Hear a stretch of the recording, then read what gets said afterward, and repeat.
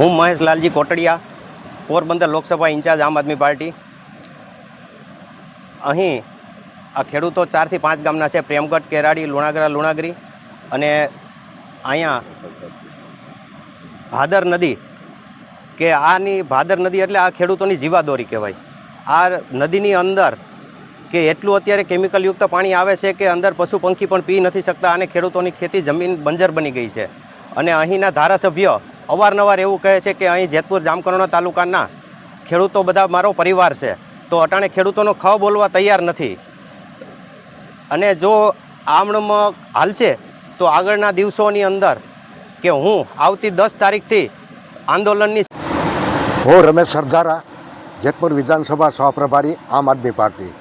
આજે હું ભાદર નદીના તટ પર ઊભો છું। એટલું બધું ખરાબ પાણી, એટલું બધું પ્રદૂષિત પાણી છે અને વારંવાર સરકારને અમે જવાબ માંગ્યો છે। છેલ્લા 10 દિવસની અંદર સરકાર બિલકુલ જવાબ આપી નથી। એટલે હું આમ આદમી પાર્ટી આજ ખેડૂતોની વહારે આવ્યા છે અને આવતી 10 તારીખેથી જો જવાબ નહીં મળે તો અમે આંદોલનનું રણશીંગું ફૂંકવાની તૈયારી અમે કરી લીધી છે। હવે સરકારને જે વિચારવું એ વિચારી લે અને આવનારા સમયની અંદર ફરીથી અમે આ તટ પર આવશું અને અમારો જે રિપોર્ટ નહીં મળે તો અમે રણશીંગું ફૂંકવાના છીએ। આ પ્રદૂષિત પાણીથી ખેતીને શું નુકસાની થઈ છે? અત્યારે ભાઈ આ પાણીથી અમે ખેતરની અંદર જાય પાણી એટલે આખું બંજર જે વાયુ ઉગતું નથી અને એમાં જે કાંઈ હોય તો આજે ખેડૂત।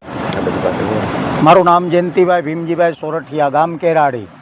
આજે છેલ્લા 20-25 વર્ષથી આ પ્રદૂષણનો ઉકેલ આવતો નથી। હર વખત ચેમ્પલ લઈ જવા અને ચેમ્પલ નેગેટિવ આવવા। આજુ વખતે જે ચેમ્પલ લઈ ગયેલ છે એમને એક ચેમ્પલ અમને પણ ભરીને આપેલ છે, જેની અંદર સીલ મારી અને અધિકારીઓએ એમની સાઇન પણ કરેલ છે અને એમને એવું બતાવેલું કે 5 દિવસની અંદર અમે આના રિપોર્ટ આપશું। હવે 10 દિવસ છતાં હજુ કોઈ રિપોર્ટ આવ્યો નથી, એટલા માટે અમારે આ આયોજન કરવું પડ્યું। અને જો આ રિપોર્ટનો જવાબ નહીં મળે તો અંત સુધી લડી લેવાની તૈયારીમાં છીએ। અને આમ આદમી પાર્ટી જે અમારી સાથે ખંભે ખંભો મિલાવીને ઊભી છે તો અમે તેમને પ્રોત્સાહન આપવા તૈયાર છીએ। અને જો વિસાવદરવાળી જોવી હોય તો આ નિયંત્રણને કાબૂમાં લો, નહીંતર એ જ જોવા મળશે, એમાં જરાય ફેર નહીં પડે।